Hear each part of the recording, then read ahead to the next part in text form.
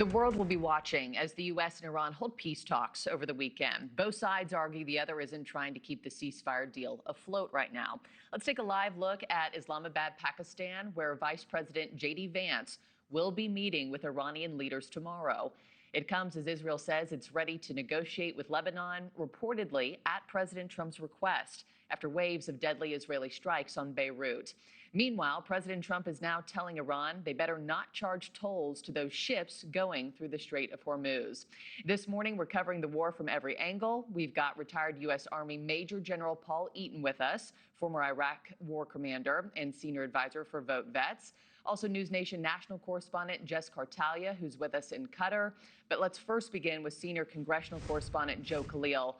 Joe, there is a whole lot at stake when Vice President Vance heads to Pakistan this morning for those talks.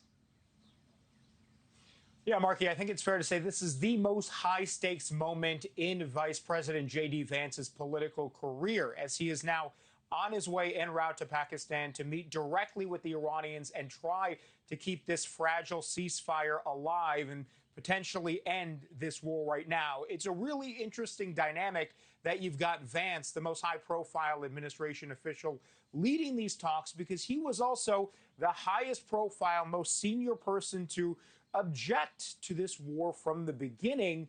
We know that President Trump has even referenced that.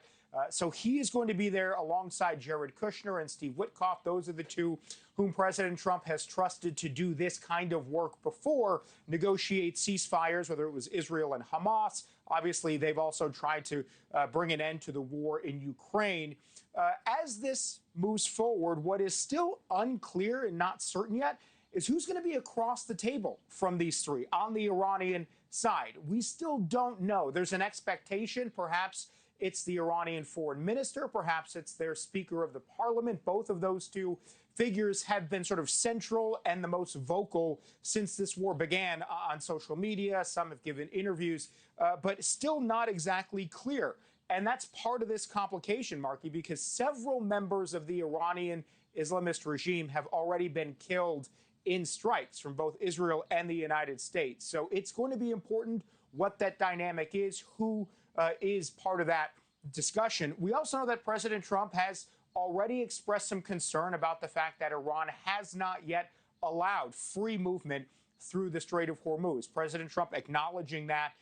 So as that happens, clearly that is sort of the number one push from the American side. J.D. Vance has also said as much.